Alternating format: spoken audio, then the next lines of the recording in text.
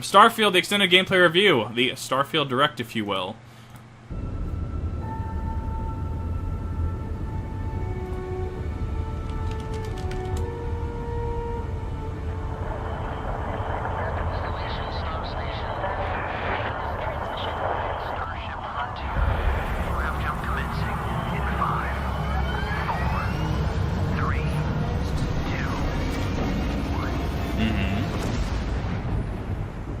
Hey everyone, thank you so much for joining us today. There he is! To Bethesda Games Studios. The man, the myth, the legend himself, in! Did you see that? Hey everyone. Look at, he's in 16 times the detail! Look at him! There he is! Thank you so much for joining us today, and welcome to Bethesda Games Studios. You know, we've been so lucky over the decades to make the kind of games that we love here, and that's thanks to all of you, from the Elder Scrolls to Fallout. We love creating these worlds and playing in them just as much as you do. And throughout all that time, we'd often talk about and dream up the space game. What if we could take that feeling of being who you want to be and exploring a new world, but set it in space, where you weren't really limited in where you could go or what you could do. Okay. And that is Starfield. So already... Hi, Oblivion. How you doing? Dagoth-Ur! Morrowind! Morrowind, my beloved. Todd Howard not bringing up Morrowind in how long is just like, oh fuck, where is it? I already scuffed it. Is this how you honor the sixth house and the tribe unmourned? We don't even have Dagoth-Ur in the image. All I'm saying. So, I'm already a little worried, because whenever a game, and you see this a lot in the cryptosphere, games like Earth, games quote-unquote, like Earth 2, other projects of the like, you know, you're looking at certain things and they're like, oh well, you're not going to be limited. It's going to be this. Do what you want. You know, be this person. Do everything, anything you can think of. Okay, but Todd, what if I want to ride a pig in space and then hop over a fire, on the pig over the fire, and then make bacon out of the pig? Right? Can I do that in space game? Well, I clearly can't do. Okay, well, you have to limit it just to space. Okay, perfect. What if I want to make the Death Star? What if I just want to make giant space laser to just blow up planets? Can I do that? At basic, right? So, and that's not me trying to just, like, already be the villain and just, you know, throw this at Bethesda and Todd. No, that's not my intent.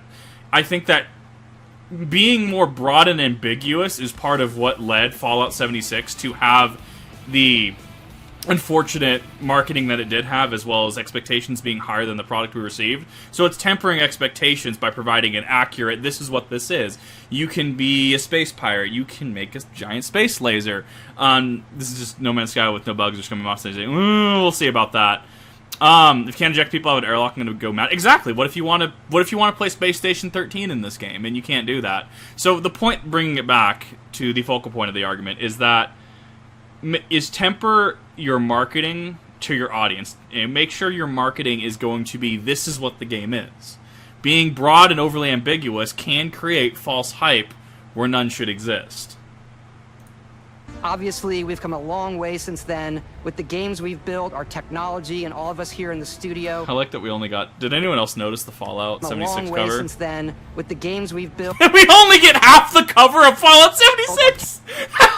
I'm reading way too deep into that, but that was actually really funny to me. Technology and all of us here in the studio. We've done so much together, but, well, we've never tried to make a game like this.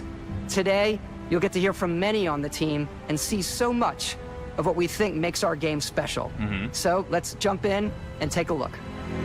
Okay. Sell me, Todd. Sell me some product! Starfield is our first new universe in over 25 years. But it's still a Bethesda RPG through and through, where you step into a new world and you get that feeling of unlimited possibilities. Is there a frame rate drop as the camera's panning? But this time, it's not just one world. It's over 1,000 worlds. Okay. Because the choice of where to go, it's not ours, it's yours. Mushroom Men. And it wasn't until now that we had the technology to create it. Okay. From the rocks at your feet to the mountains in the distance, to the people and creatures that live in these worlds. That isn't just a backdrop. That moon is actually there. Is it bad that I just thought, where's Oryx's fucking, where's Oryx's throne world? Where's Titan? What? Destiny 2, what have you done to me? Orbiting the planet. Yes, you can visit it too. We realistically simulate the galaxy around you. Mm-hmm. Our next generation lighting model uses real-time global illumination to light the world based on the type of star and the makeup of the planet's atmosphere. Honestly, if I don't see God rays, I'm gonna riot. Like, low-key. I want my God rays. We also have an all-new animation system. Okay. And of course, you can play it in third person, and you can play it in first person. Oh, I gotta play. I cannot do motion blur. They have the motion blur on. It makes my eyes water. Well, and so my model's actually covering this, but the minimalistic UI, I'm actually a fan of. So if you look down here, you have your health, and then your tool/weapon of choice. Oh, hi. But then you also ignore the Steam update. But then you also have your ammo versus reserve, right? I like the minimalistic design. Dead Space did a very good minimalistic design with the rig system. There are games that will certainly overcomplicate UIs, and this doesn't seem so far like it's one of them, and I'm really happy about that. We love exploration and rewarding it, but you do explore differently in this game, given its scale. Do we know what this was captured on, actually? This is actually going to be relevant to the actual thing. Do we know what this was captured on? Was this console? Was this PC? What a fool you are. Was this next gen? Because I don't think this is PC that they're showcasing. That usually involves exploring an area you've landed in. You can collect resources. Okay. That's just a trace do rifle. Do a mission, and maybe even stumble upon something unexpected. What the? What? No. What was that cut? There's no fucking way that passed, QA. Something unexpected. That was jarring. You couldn't even do a stinger? Okay, that's... It's because I'm a content creator and I'm overly analytical that I look at things like that. This is on Series X. I don't know about that. Oh, okay, yeah, there's the Skyrimism.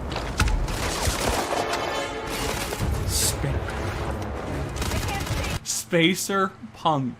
That is epic.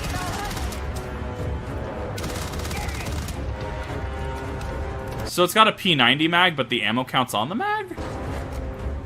That's neat.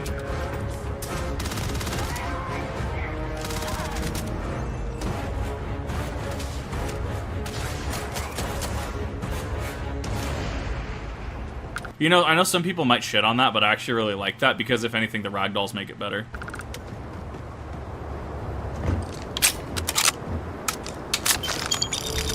We do love stuff and all of the items allowing you to pick everything up.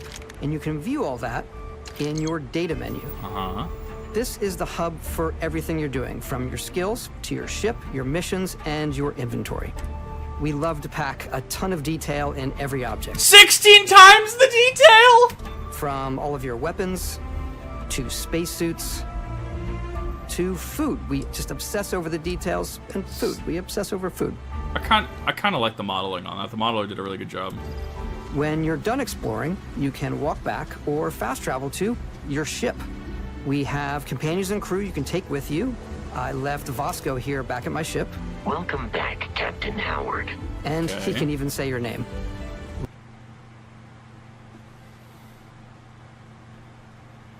So how does that work, though? That's my curiosity, is how does that work? Do they pull from a voice database? Do they pull from... Because, so for example, there used to be an old Zelda game that never came over to the States. It was, I think it was Tetra's Treasure Tracker or something like that. It was Wind Waker era. And in the Japanese, because of how Japanese works as a language, right, if my name was, like, Kizuna, it could go Kizuna. Or if it was Hikari, Hikari, because of how the language works. You know, English, it doesn't translate over the same way. So... didn't fall for it. They held the most popular names. So what if I want my name to be Lord Two Shanks, right? Is it going to be able to like OJ, other Joe from Angry Joe, right? Lord Two Shanks, Fallout 4, the meme. What if I want it to be something like that? What if I want it to be Backfreifengischt, right? German name. You know, what if I want it to be something French? Baguette. The actual name is just Baguette, right? Probably just call you Captain, so it could just default to that. That's probably a minimalistic thing to a lot of people, but I look over that because if you're going to market that, how in-depth is that is what I look at. Let's head out.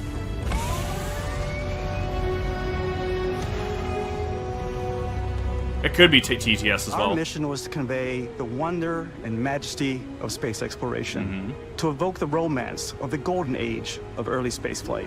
And we've been referring to this approach as NASA Punk. This means a design language where the tech is advanced, yet still looks grounded and relatable. For us, it's that contrast. That's where the visual interest is. Obviously, the NASA, which is the rigid, hard function over style, and then Punk, which is all about style. You can see that visual style coming through in your ship. Okay, I've seen that exact fucking thing in Dead Space. There's no way. You can see that visual style coming through in your ship. I mean, there's only so much you can really do about a chair with a chair that locks you in place. I have seen that. I've seen very similar in Dead Space when Isaac has to like get out of the turret section, or the turret section in 2 above Tideman Station. Just things my brain notices. It's a style, yeah. Starts Your into ship the is your 2K. home for you and your crew. And like many of the spaces in our game, it has a slightly retro and analog touch. A bit of lo-fi rather than sci-fi, where everything is well used, worn, and lived in. Alrighty. What's the plan, Captain? This is your star map. It starts with the planet you're currently on. You can see all of its info and resources. You can choose a landing spot or fast travel to known locations. Backing out further, you can view all the planets in the system. Obviously, the game is big, and it's here you can see planets that have key locations, missions, or life on them, versus the many planets that are barren but resource heavy. Zoom out even further to see all the systems in this part of the galaxy. Here, you can plot a course to ones that are light years away. This uses your ship's grav drive to fold space and jump to these systems. And you will need to upgrade your ship and skills if you want to jump to the most distant ones. But I mean, yeah, when I played Elite Dangerous, yeah, no. I mean, I did similar in that. Not that I got far into the game, but yeah. I mean, I don't dislike this style of gameplay. I think it'd be a lot better with friends, but I mean, you could say Dead Space 2 multiplayer would be a lot better with friends. for now, we'll plot a course to the Alpha Centauri system where we can find the city of New Atlantis.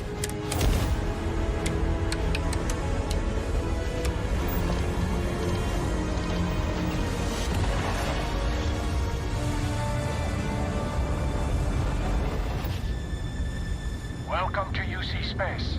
Maintain your current course while we scan your ship's cargo. Scan complete. You are cleared for landing at New Atlantis.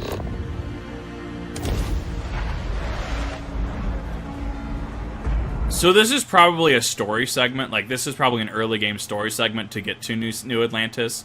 And this is most likely, like, in the first hour or couple hours of the game, where you have to do this. And it's like, oh, well, cool, look, they have to scan me. I'm calling this being in the first couple hours of the game. And just introducing you to this. And that's what they're marketing. You know, that way you get 2 hours and you go, oh, I saw that on the trailer, right? I'm curious if the rest of the game is going to be this, though, because, like, in Elite Dangerous, right, can't you smuggle contraband into other space stations and stuff?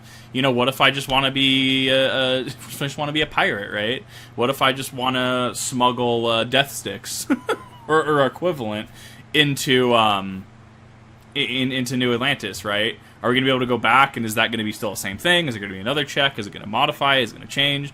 Very curious.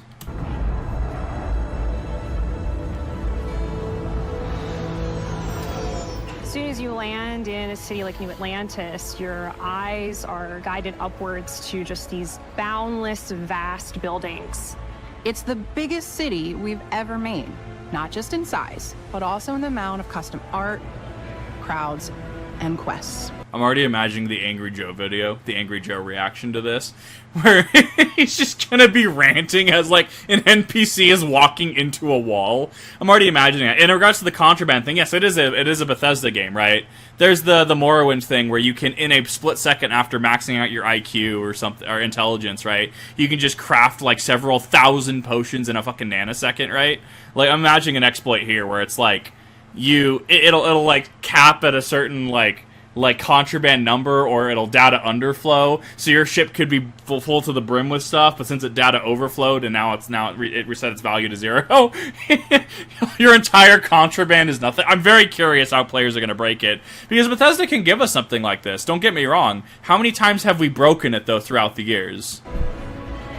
So the main focus when we're designing a city is obviously what supports the story. We try and tell as many small stories as possible. This is a colony war memorial.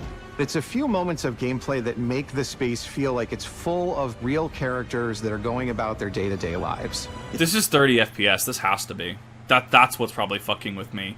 Because I've played on PC too long, I just noticed 30 versus 60, that's probably why it's jarring me. It's paralyzing if you really stop and think about it. Buddy, it's coffee. It's also where your adventure with Constellation begins. Ooh, that frame rate. Welcome to Constellation. We have a lot to talk about. By the time you meet them, Constellation is sort of seen as this mythical group. Most people don't even know they exist anymore. They're the last true explorers in the galaxy, and they're trying to find the answers to some of humanity's biggest questions. The artifacts are so different, so alien, and I'm certain it's the final shape! Spoke to we found it! We found the final shape! It's the cubes! Roll credits for Destiny. The artifact, if you could place it on the table here. Oh my god, look at how it's coming together. That means there's a set built by an intelligence outside the settled systems. It's definitely an eclectic cast of characters. You've got Sarah Morgan, the ex-soldier and adventurer, now Constellation's leader. Mateo, the theologian who believes that there's definitely something else out there. Noel, the gifted scientist and Sarah Morgan's protege. And Walter, a very successful businessman in the settled systems and Constellation's financier. Anything goes as long as you have the money. There's also Vlad, the ex-pirate, Sam Coe, the former space cowboy, and Barrett. You know what I hate about these pirates? Completely resistant to my otherwise irresistible charm. Got him. The journey you take with Constellation is just the first of many you'll embark on. The Settled Systems is home to all kinds of different stories, people, and adventures for you to uncover.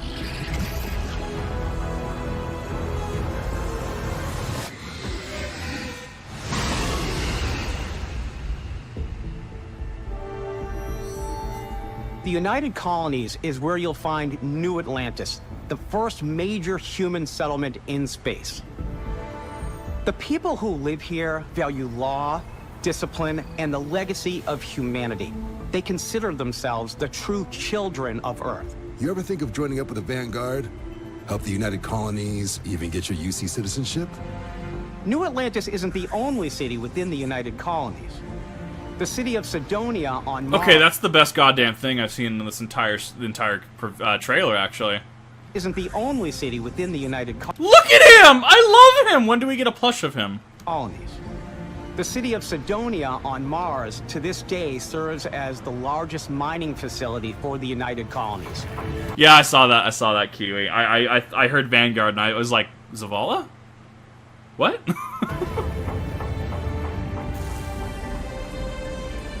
Beyond the United Colonies' reach, you might find yourself in a much more wild and independent coalition of star systems.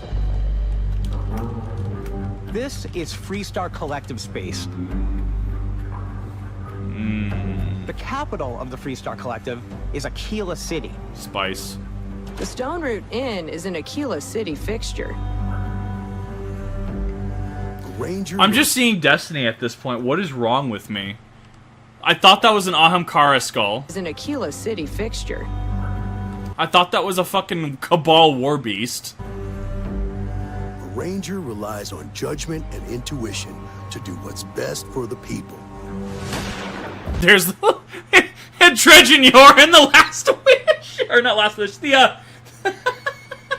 fucking Thorn and Last Word, that one.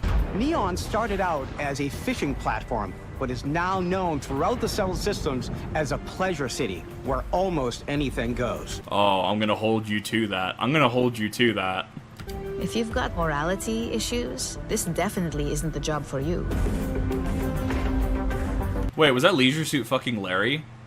I thought that was like Korra from the back for a second. Issues, this definitely isn't the job for you. There he is. My man! Give me a second for those. For those of you that might not know what I'm talking about, I have to find a quick image really quick of what is actually Twitch appropriate. Actually, give me a second. Fucking. Oh God. Okay, here's how we're gonna work this. I have to show you through snipping tool because of the content of this. Yeah, do not Google this, by the way. Is this not?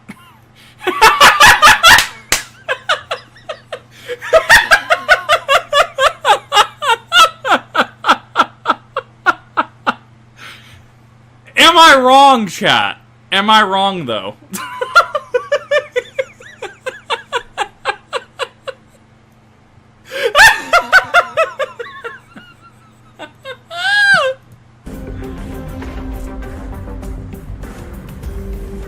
Ryujin is hiring the best and brightest of today for our future tomorrow. Everyone has been chewed up and ground up by Neon. Try not to get yourself killed, all right? Outside the bounds of civilized space, there are still plenty of unclaimed systems to explore, but these areas are also home to the most hostile factions in the galaxy. Snake! The great serpent hungers. Tunnel snakes rule! If I don't get a Tunnel Snakes reference in this fucking game, I'm gonna riot. All heathens shall be made dust in time. A new face. Is this the face of a brave runner here to challenge the Red Mile?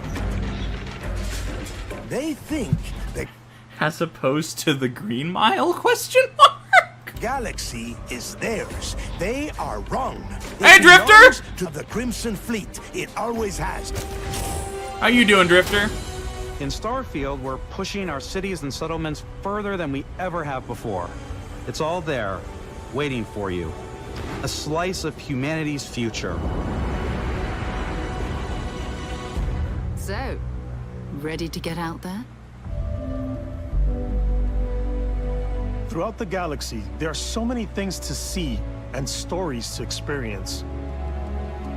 But the most important story is the one that you tell. Okay. I'm the type of person who spends hours in character creation, and I think people are going to be really excited when they see all of the improvements we've made.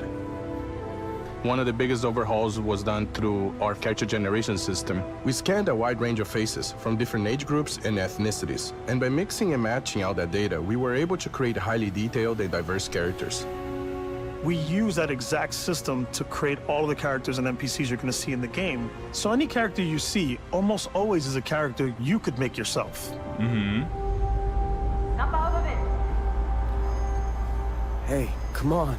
Come on. Okay, take it easy. You were out cold. No physical damage. Mentally, the jury's still out.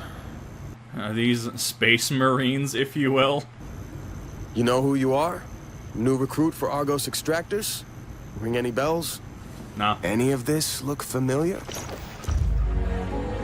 Yeah, that makes sense. I was about to say, yeah, this makes sense as the opening scene of the game. You start your character creation journey as though you're cycling through employee records. You'll pick from a lineup of 40 presets, and that'll be your starting point. Oh! He's got Nezarec Dad Bod. Hell yeah! Your journey from there can be as detailed or as quick as you want it to be.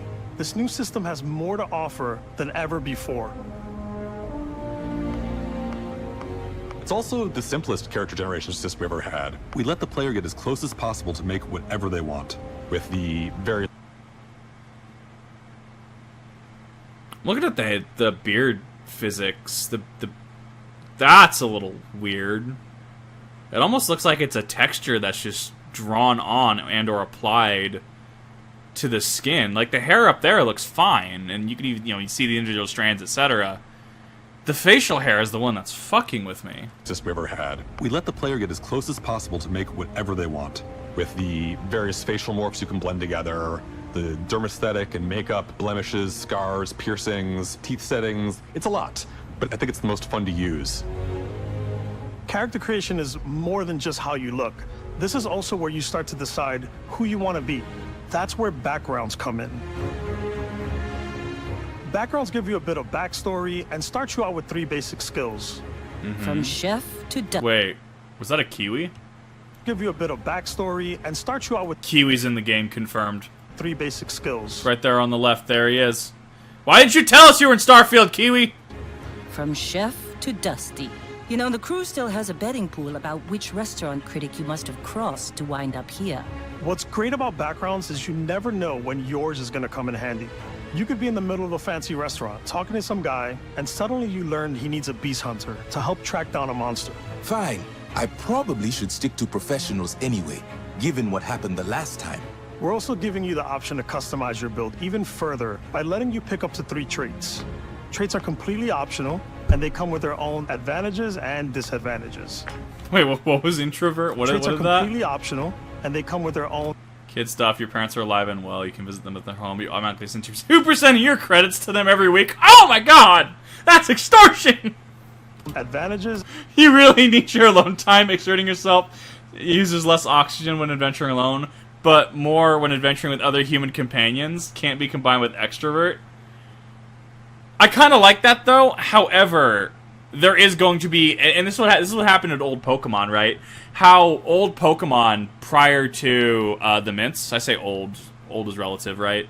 You used, if you were doing competitive, you used Adamant, you used Modest, you used Timid, you used Jolly, and these were arguably the 4 most common personalities that you used, because Adamant was plus attack minus special attack, Modest was plus special attack minus attack, Jolly was plus speed minus special attack, and Timid was plus speed minus special attack, and that way you... And obviously you had your things like Ferrothorn could have been like Bold and stuff like that, but most of the time, because you're going for speed control and just sheer offensive power, you're going to be going one of those. So you're going to be... Out of this list, out of these traits, there's going to be a meta that develops.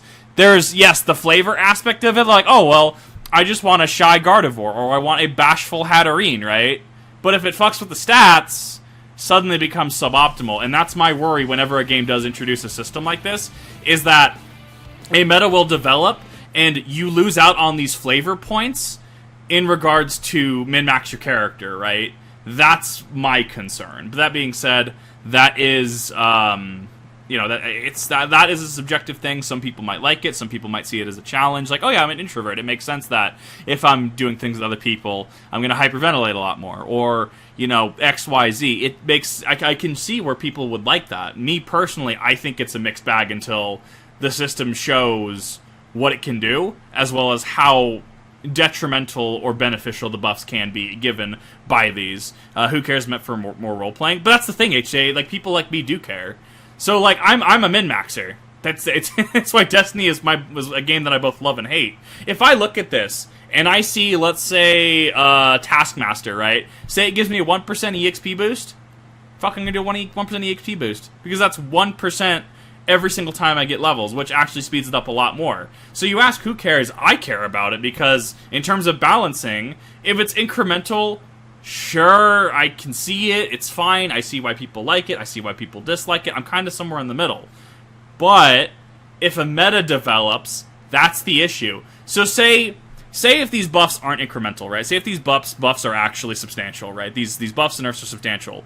And let's just say Introvert. Let's say Introvert gives you a 50% more oxygen use rate than if you didn't have it, right? Introvert is suddenly going to be like F tier, right? Where something like Extrovert, if you're playing with a group, is going to be like S tier, right? If we're taking the same 50%. Obviously, that's just numbers. I don't have any background information on this. This is just an example. If it's like 2% oxygen usage, okay, who the fuck cares, right? You know, there is still that min-max component to it, but it's less egregious. What I'm trying to say is that a meta could develop, and that's going to be an issue for game design. Games without PvP. Yes and no, Kiwi. Meta does exist in PvE games.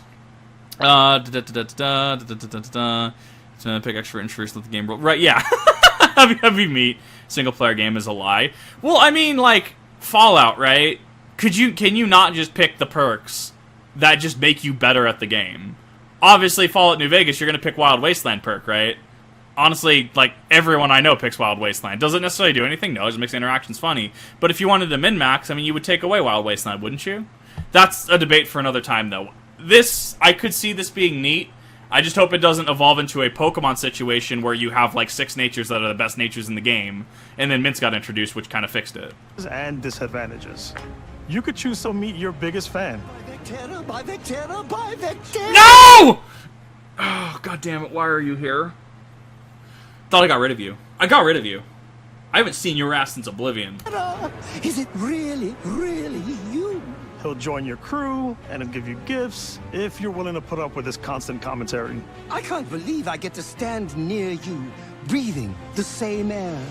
I've got to have every molecule. My favorite trait is kid stuff. You have to pay some credits to support your parents, but they're very sweet, and it's really fun to go visit them. Honey, we got ourselves a visitor. Oh my God! I came across some hostile zealots in space, but because I had chosen a trait that made me the same religion as them, I was able to get by without any issues. See, like that's something that could be considered meta, as it makes it so that in certain sections of space, if certain sections of space are just better, say they're mineral heavy or something like that, just having that perk on just makes the game easier. But it depends, like the system, I'd have to see the system fleshed out more and see numbers, and I'd have to see other min-maxers look at this. There's another great one that gives you a damage buff when your health is low, but mercenaries will randomly show up and try to kill you. Yeah. No matter what you choose, there will be plenty of ways for you to tell your story. And if you want to remove a trait, there are ways to do that too. What a view! It's a feast for the eyes. Off we go to another adventure. Yeah! We'll let you. That was good. That was good. I like that. You discover that on your own.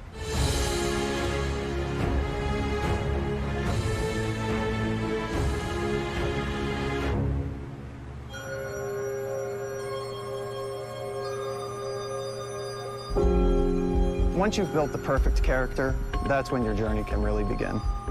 We took what we loved about skills and perks from our previous games and put them together to create an all-new skill system. Each time you level up, you get a skill point. Octopus! Which can be used to unlock or rank up skills. I guess technically more like a quadrupus. Ranks are unlocked by completing challenges associated with that skill. Challenges become increasingly difficult as you work your way to higher ranks. Okay. Wait.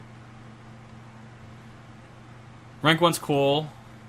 Whoa, rank 2's gonna be... Actually, that's kind of neat. It depends how the leveling system works, because if I see below level to 10 levels higher to 20 levels higher... Curious how leveling works now. With our 5 different skill trees and 4 ranks per skill, there's a lot to choose from. Man, why didn't Overwatch just hire these people? They clearly can make a fucking skill tree. I like 5 of them. Xenosociology skill because it lets you mind control aliens. Xenosociology! Yes! Aww. Out of the gate, I'm boost packing everywhere.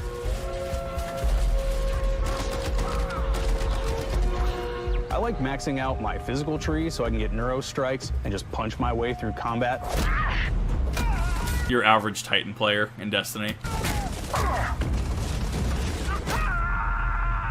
That one's a lot of fun. That's just a Titan. Technically Hunters this season, but that's just a Titan. Invest in the skills that suit your playstyle. I'm very much a stealth player. So, I'm out there pickpocketing everyone. My favorite part about being stealthy is slowly creeping through vents like you're in a movie, and then jumping out and springing on people? But can we do the thing where we, like, pickpocket them and put shit into their inventory? Just put a frag grenade in their inventory again?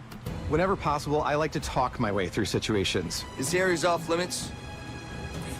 Fine, I'll issue you an access card. I'm more of a run and gun player. I like doing the death from above thing where I boost pack over guys and I throw landmines at them. Take them down! Move, move, move! You're gonna pay for that! I like blowing stuff up.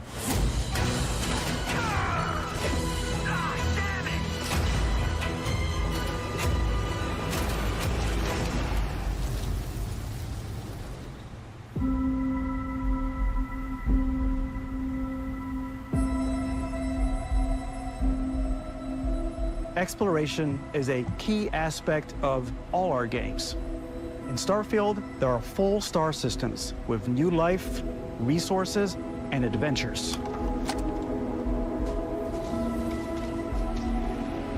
I love them. Our team worked hard to strike a balance between fun and realism. We studied data from NASA and a multitude of other sources to help us make the world feel believable. From the way we approached planetary atmospheres to the way we placed biomes based on the planet's distance from the sun. Once we had created a grounded world, we could start looking at all the things that make that world fun. When you leave a planet and head into space,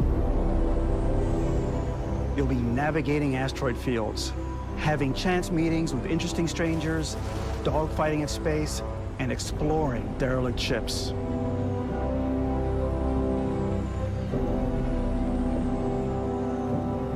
So, is this single player or is this multiplayer? Because I'm having a hard time differentiating what it is so far. Because we have the perk, Introvert, right, that explained if you're playing with other players. So is this hop in, hop out, like drop in, drop out multiplayer? Is this single player? Do you have to go to a specific multiplayer setting? I don't... It has companions? Single co-op? I'm gonna assume it's single player for now, then. It's all out there. Untrue. Fallout 76 is multiplayer, Kiwi. Ultimately, it's about rewarding your curiosity. Because whether it's on the surface of a planet, the alleys of a city, or the vastness of space, you never know what you'll find. No.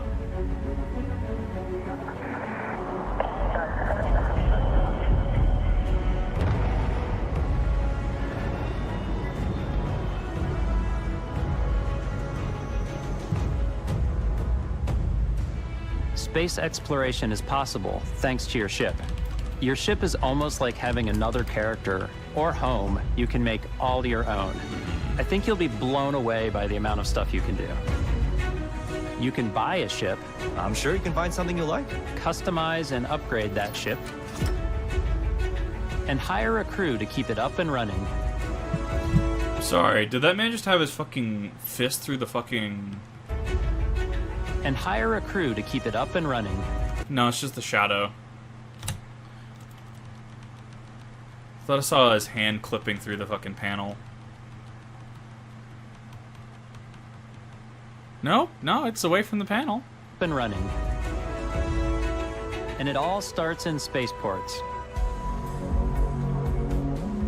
Every spaceport has a ship technician where you can purchase, sell, and modify ships.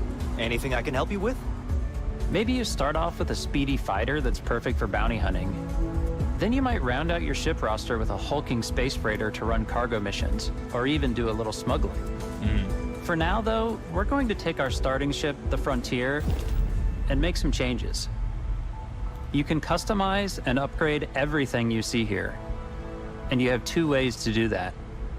Yeah, who's making the Halo Pelican first? Exactly, chat. Thank you, new one. You can quickly upgrade individual systems, like your weapons or shields. Or you can deep dive and enter the shipbuilder mode. Here you can change anything, from the systems to the look and layout. Adding a new habitat module can give you more room for crew. Adding cowling can change your ship's overall silhouette. An improved grav drive allows for longer distance space jumps. You can even fully customize your paint job to get the exact look you want. The parts you choose to build with don't just affect your ship's stats. They'll also affect what you can do inside your ship. You can have modules for crafting or for storing and displaying your weapons. I mean, that's cool. Like, I'm curious what the cap is going to be on it. Because, like Tears of the Kingdom, right? You can only have, what, max 20 rooms or something like that? I'm curious what the cap here is, or if there is a cap. Starfield's in-game ship manufacturers bring their own look and feel to every piece of your ship. From living quarters to cargo holds, mess halls, and control rooms.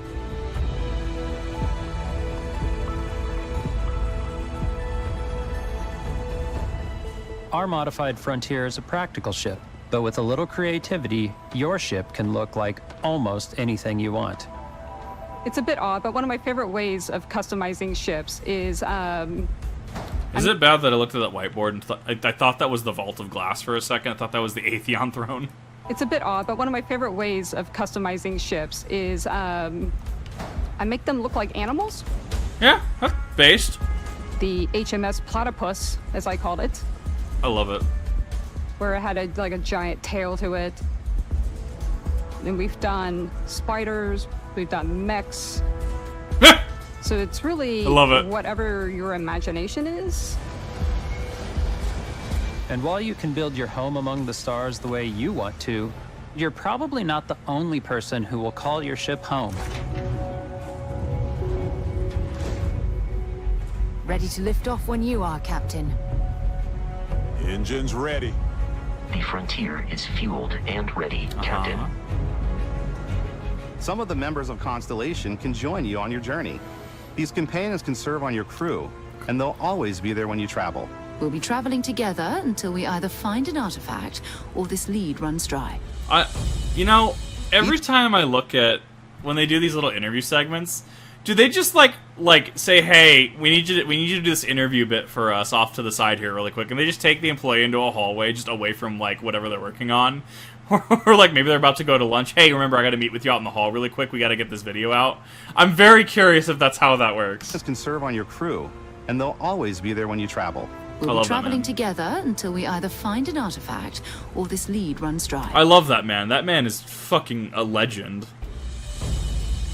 Each companion comes with their own valuable skills for your ships and outposts, as well as unique quest lines. Eventually, some friendships might blossom into romance. I don't know that I've ever really loved anyone except you.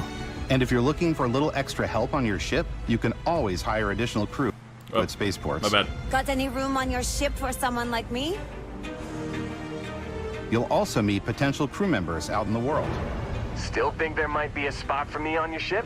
I gotta get off this rock. Gotta get off this rock. Moon's haunted. Wait, what do you mean Moon's haunted? Moon's haunted.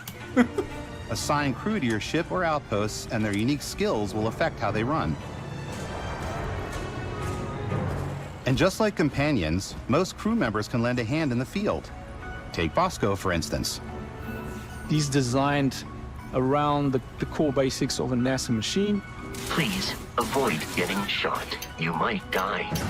I still wanted to give it almost a humanoid personality, so I elongated the limbs. This tends to make him feel more human-like and give him a little personality. It is a shame exploration requires so much bloodshed. Yeah, he does kind of remind me of Dog from Half-Life 2. You're right, Kiwi. Using the shipbuilding tools and crew selection features in Starfield, you'll be able to build and captain the ship of your dreams.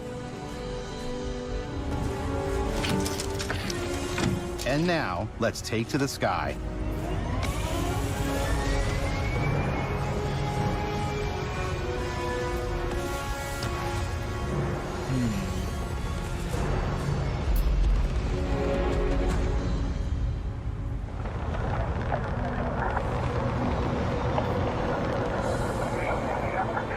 We're putting you in the cockpit of your very own spaceship and telling you that you can do pretty much anything.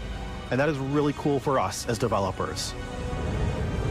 Spaceflight should be exciting and dangerous, and you should feel like you're in complete control every step of the way. We've extended that sense of control to ship combat. It's not about just hitting your triggers to fire your weapons. It's a complex dance between your piloting skills and our power allocation system. Boosting power to your engines will make your ship faster. I'm thinking like 90 gigabytes minimum, right, chat?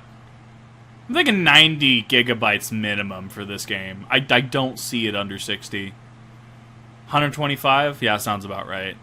It's gonna be just to even have all these features and files is just gonna be a massive fucking file size to this, which is, it's gonna, like, dissuade a lot of people. 145 easy. Well, what about after the 6 months of patches, right? Let's be real.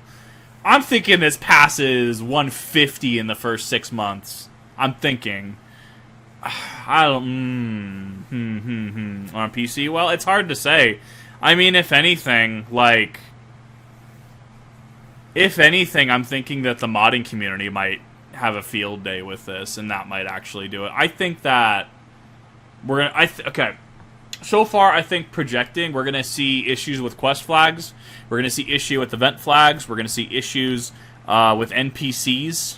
We might see some enemy AI issues. Enemy, not, responding correctly. Enemies not using the correct scripts in certain situations, right? Like, it's a peaceful situation, they open up fire on you, or they open up fire on you, but one of them is, like, you can walk up to one of them because they're still not aggroed, right? I'm seeing we could have some of that. I don't know. I'm really curious to see where the cracks are. Powering up the ground drives will shorten the amount of time it takes before you can make a jump.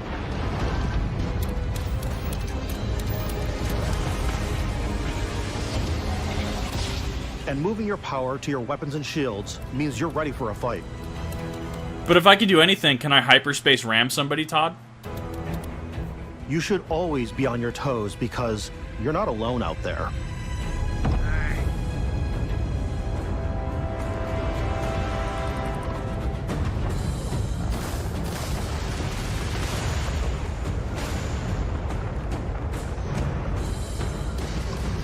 Unlocking the targeting control system skill will allow you to zero in on specific subsystems of the ship you target.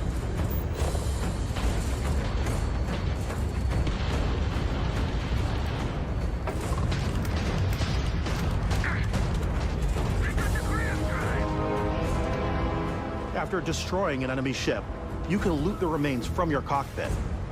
You can always turn any ship that engages you into scrap. I see issues when the ship breaks apart. I see issues with it coming back and destroying the player's ship.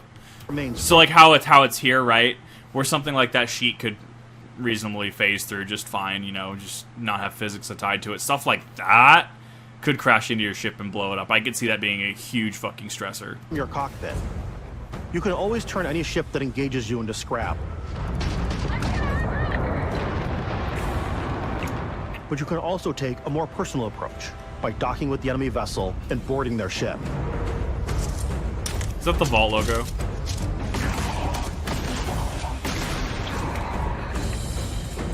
I like that the shotgun just accepts floppy disks. That's kind of amazing.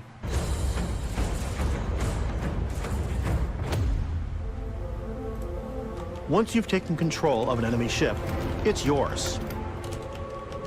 Add it to your fleet and retrieve it at any spaceport. But space is way more than fighting for your life. Just like when you're planetside, there are plenty of sights to see and stops to make on the way to your next adventure. Like these massive star yards. Walk the halls, talk to the crew, maybe get talked into buying a whole new ship. A civilian in my star yard. Let's see about getting you a proper ship, one worthy of you. Maybe you'll dock with a gigantic battleship, like the UC Vigilance.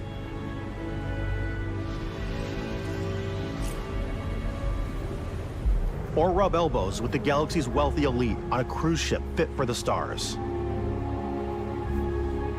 Those are the same balloon assets from Fallout 76, right? These are the same balloon assets we've been using since Fallout 4 and 76, at the very least. there are plenty of personal encounters to be had as well. You can hail any ship you come across to trade, swap info, or maybe even commit an act of piracy. Let's do this. When I'm playing, I generally go crazy. I definitely go like the more piracy routes. I want to take over ships. I'm going to board ships. I'm like, this is now mine. I steal all the sandwiches and put them, you know, in my cargo hold that I have specifically for sandwiches. I don't want to play the sandwich hero, but I want to go out and just start taking things from people as quickly as possible. I love it. Some strangers might be looking for a little human connection in the darkness of space. Hello, stranger. I just finished cooking up some food. If you want to come on over, just pop on by. Grandma's gonna have a fucking Mac gun on that ship. I would love it. Some of the best moments are the ones you discover on your own. The thing I love most about Starfield is that it is a Bethesda game through and through. It's really about going to strange new places, meeting interesting people, and getting sidetracked on zany adventures. Okay. Then realizing 2 hours later that you're involved in a completely new story. You're human. We thought we were the only ones to leave Earth. That DNA is so present here. It's in our random encounters, it's in our handcrafted quests, and it feels so cool to play it and just make your own path in this universe. There are over 1,000 planets out there, just waiting for you to visit. We want you to feel like explorers, breaking ground on new planets, exploring every inch of a mostly untouched galaxy. We want you to feel hopeful. We want you to feel this sense of awe and wonder, and sometimes a little fear. We're giving you a massive playground and a ton of toys, and just setting you free.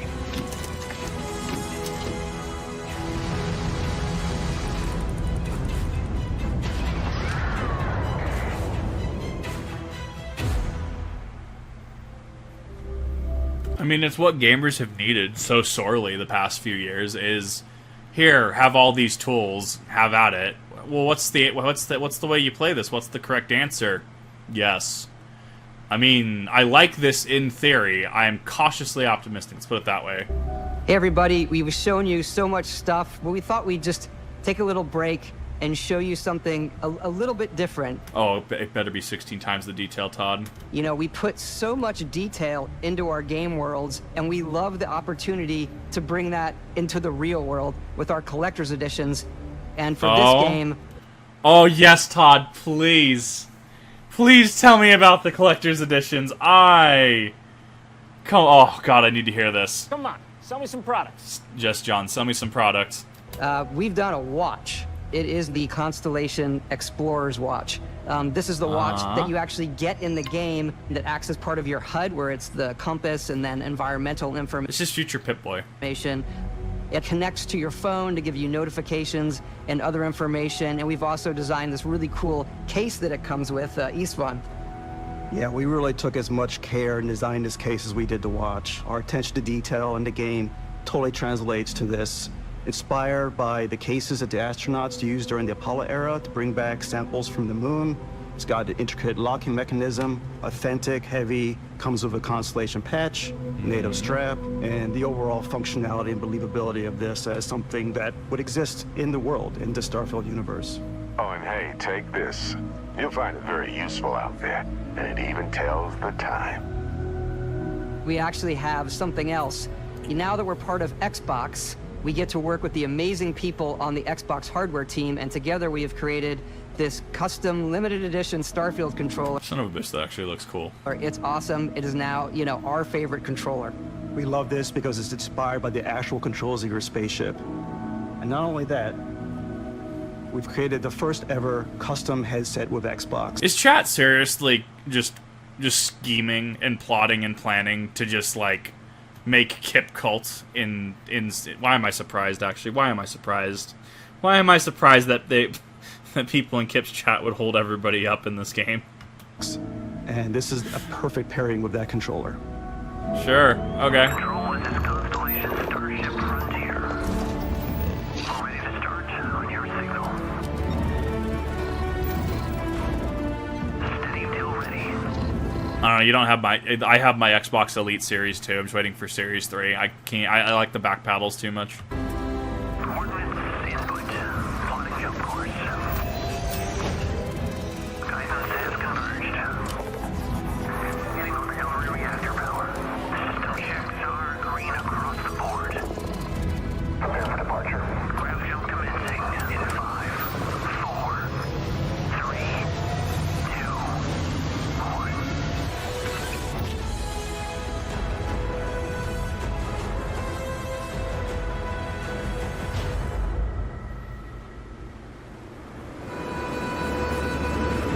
In every one of our games, we always put so much care into all those little details that breathe life into our worlds. Well, maybe it's in the marketing material for it. I'm actually a little surprised that they didn't go into, especially after the Fallout 76 pre-order multiple debacles, they didn't go into what the watch strap and stuff like that and it was made of. Interesting. But Starfield isn't just a Bethesda Game Studios world, it's a Bethesda Game Studios galaxy. So why go this big with Starfield?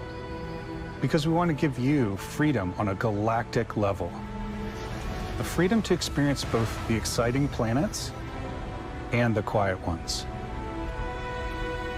Scanning a planet before you land is a great way to get a sneak peek at the available resources you can use for crafting, building, and customizing.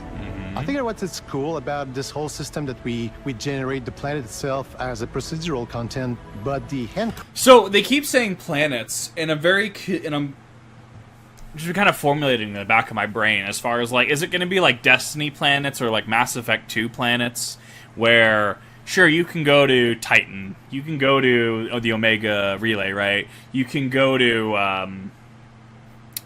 Savathun's Throne World, right? But you can't explore the whole thing, right? You can only this is the bit you're allowed to explore. So when I say that, right? System that we generate the planet itself as. Oh, I need to go back a little further. There we go. So like this, right? How it says there's a structure on it. Sure you can maybe scan this whole thing. Are you able to go down to say this red area? Can I go down here and experience this little archipelago kind of thing, right? Can I go to the poles? Can I, I'm assuming because the structure is listed that that's a fast travel point. And it could be procedural generation. It depends. Are they marketing this as 1,000 unique planets, 1,000 planets that are the same across all game versions? Is this 1,000 randomly generated planets where each person's game is going to be different? I think that's left a little too ambiguous. Can you crash into the ocean? Right. They said at the beginning, right? It's a game where you can do anything you want. Can I go to this little fuck-off island over here and crash into the ocean and then exist on the ocean and effectively place Subnautica Light over there, right? And build a ship up from what I can, right? From the ruins, right? I'm curious about how free it's going to have you go. Because you can see there's 2 fast travel points. There's one structure here, and there's going to be one there. So there's 2 points of interest. I'm just really... Okay, they do explain it, Kay. I think what's cool about this whole system that we generate the planet itself as a procedural content, but the handcrafted content itself comes as the player explore. Our system builds a planet as the player approaches it. There we go. Stitch together a block of terrain. After that, we have the system that adds interesting locations for the player to explore, creatures to encounter. That's going to be the bugs week 1. That's going to be the bugs with procedural generation. We're going to get some weird shit week 1. Or and plants to pick up. It allows us to add that touch of environmental storytelling that Bethesda is known for. Aggressive creatures have been disrupting our experiments. Their habitat isn't far from here. If you could take care of them for us, we would be in your debt. So even if your friends were to visit the same planet that you had, you would have a different story to tell.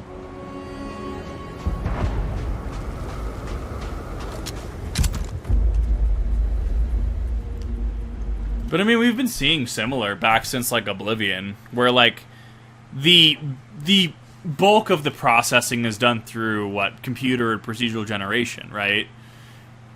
And then you're effectively using a hammer, whereas the chisel is the people on the dev team, where they'll go in and be like, oh, well, this hill isn't supposed to look like this, or, oh, this is too close to where we want a town to be, and then they, flatten out, whatever, right? I mean, this isn't a new concept, especially for Bethesda. So it sounds like they use procedural generation as the sweeping motion, so to speak, and then it's, we're going to procedurally generate this planet X here. On planet X, there is going to pull from this pool of handcrafted assets, right? As they went over, like those handcrafted things they were talking about. That's how I see this interacting with each other. So there could potentially, depending on how buggy the procedural generation is, there could be like a cave or an underground complex that is rendered inaccessible. But it just all depends. Yeah, it has its parameters, absolutely. I'm just cautiously optimistic.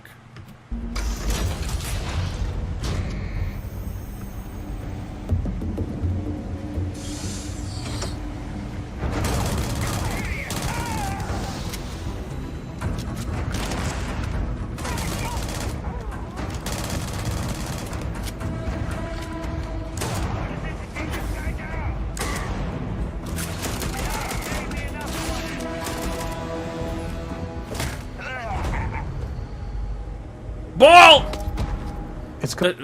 Dude, you just got an exotic engram. Hell yeah. Completely up to you how you want to interact with each planet. Whether you want to explore and see what you can find, harvest resources and be on your way, or simply take in the views. With the help of your scanner, you'll chart the uncharted and discover exotic wildlife. If you have the skills, you can even figure out that certain creatures and plants, you can build an outpost and produce resources from those plants and animals. You can get experience and rewards for fully surveying planets and fully surveying a whole system. Bug! When we were concepting these creatures, we really wanted to think of them as natural to the environment. We didn't want alien monsters. We wanted native wildlife. Something you've never seen before. When it comes to our exteriors, when the sun moves, all that light is calculated in real time through the atmosphere. Our biggest goal for lighting with Starfield was to make the game feel more filmic, to use lighting and color. We're definitely going to be seeing God rays, I'm calling it now. To really make it feel more cinematic.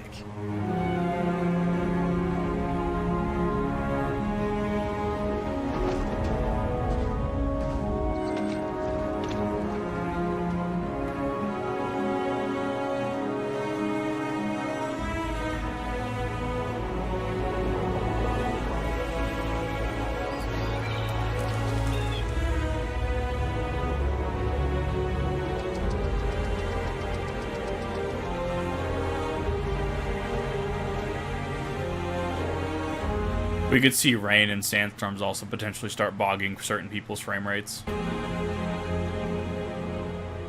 After some exploring, you can find a spot to set up a base camp. Outposts can be built almost anywhere on any planet. And the habitat. Oh no. I'm just having flashbacks to the camp thing, the camp system from Fallout 76. Oh no. Modules come in all shapes and sizes, filling all different purposes. You can even live in them. Assign crew and companions to work at your outposts for added bonuses and set up extractors to harvest resources while you're away.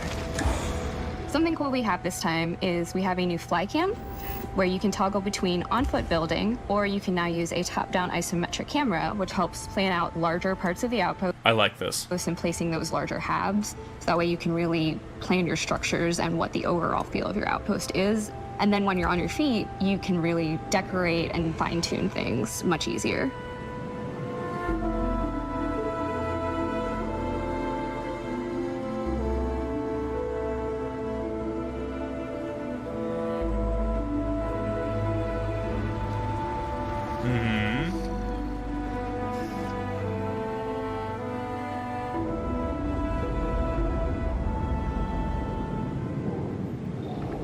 Add crafting and research stations in your outpost to utilize any resources you find or already have. Mod your weapons to adapt them to your playstyle. Different weapon sights and scopes, larger magazines, a selection of grips and barrels, different ammunition like explosive rounds. Yep, there it is. Look at that frame rate drop. Explosive rounds. It's dropping a little bit there. You stealth players out there will surely need a suppressor. You can also choose to go hands-on with melee weapons. I think it's always a delicate balance between like what's realistic, what's sim, and what's Hollywood. And I think we sort of err on the side of like what's fun for the player. With Starfield, we've completely overhauled our combat. It's more dynamic, the animations are more fluid. It just feels great. We probably have more mods and more weapons in this game than I want to say any other game we've done before. There's a lot of variety. Okay. Upgraded gear is just one of the many factors to pay attention to when engaging in combat. You may need to switch things up based on your environment. Gravity is different for each planet, and boost packs are excellent for getting around. And for giving you an edge in combat. Sometimes you'll even feel like you're flying.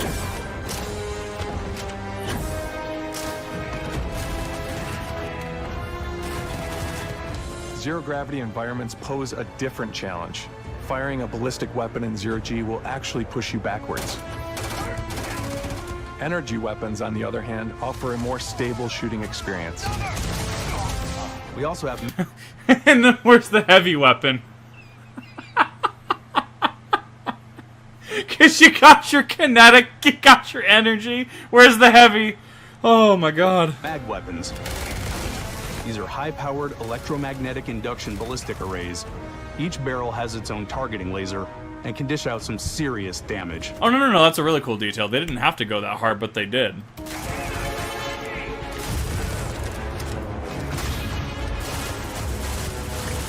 Whether you want to get up close and personal with your own two fists, or you like more compact weapons like pistols and submachine guns, or maybe you prefer something bigger.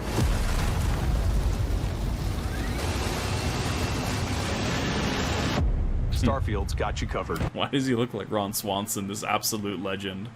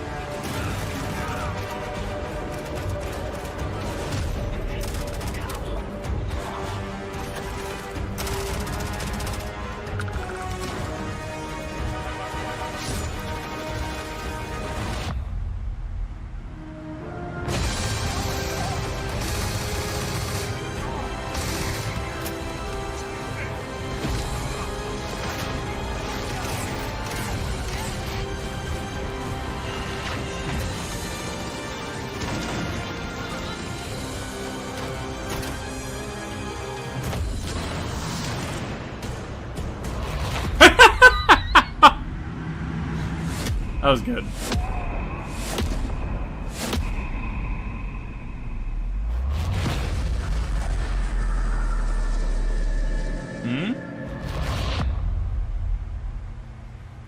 Thanks again for being with us today. We are just so grateful that you've taken the time and spent it here.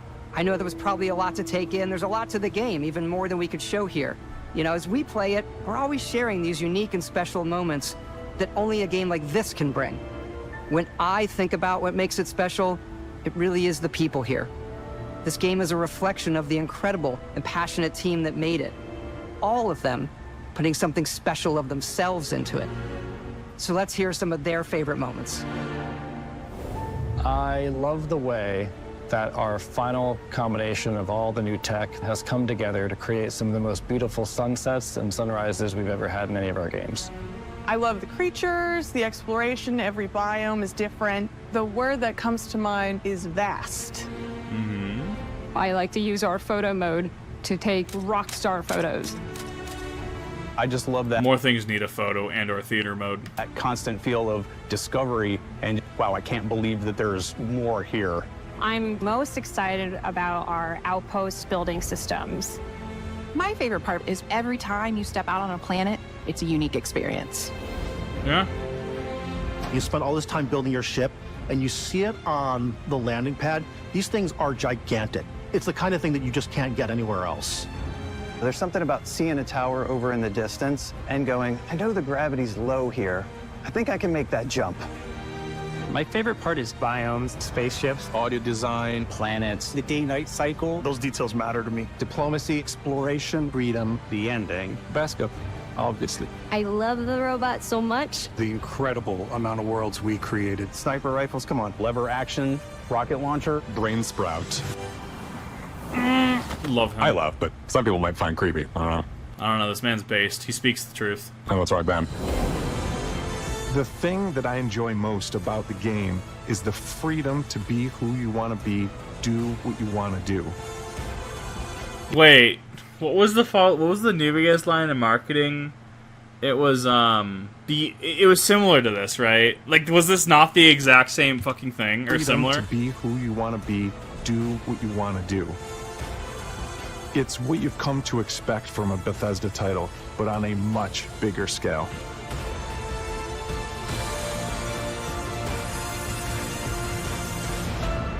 On behalf of all of us, we can't wait for you to play Starfield and make your own special moments. Main engines go. Good luck, Constellation. You are go for launch.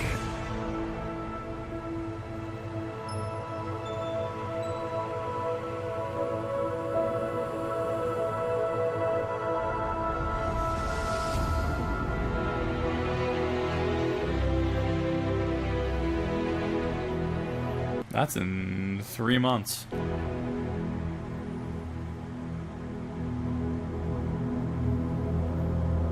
So, pre-order bonus Xbox Series XS, so this is not going to be on the Xbox One. Makes sense. I think we've moved beyond that at this point. We are strictly next-gen. Interesting. Oh, up to 5 days early access. People are gonna be... Oh, I can't wait to see this thing day one. It's gonna be wild. Yeah, we're gonna look at that in a minute.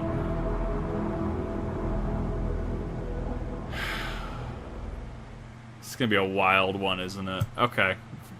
So, we got a couple things to finish off with first. So we got... I need to look at Starfield. Halo is still on sale, as a heads up, if anybody's missing Halo MCC on Steam. It is like $10.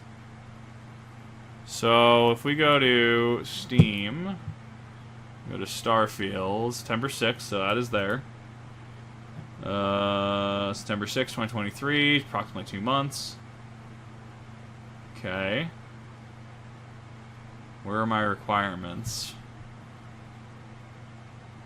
SSD required, and that's what someone, I think Doc sent an article about that earlier. SSD is required for this game because it's got to be the space. 125 gigabytes of SSD space. That is a tall order for some people. I mean, they are the future, yeah. Like that's gonna be a hard sell for a lot of people, but as long as it's good, I can see people making that work. Yep, and then there's going to be... We were going to look at the... Our mod rev did actually share this. This is $300 for this. You get the... I'm assuming the game. You get the Steelbook display case. With the... You don't even get a physical game. You get a digital download. You don't get the physical game anymore. So, Steelbook without that digital code inside. The watch, the case, the patch, and then you get the up to 5 days early, you get the Constellation gun pack, and then access to digital extras.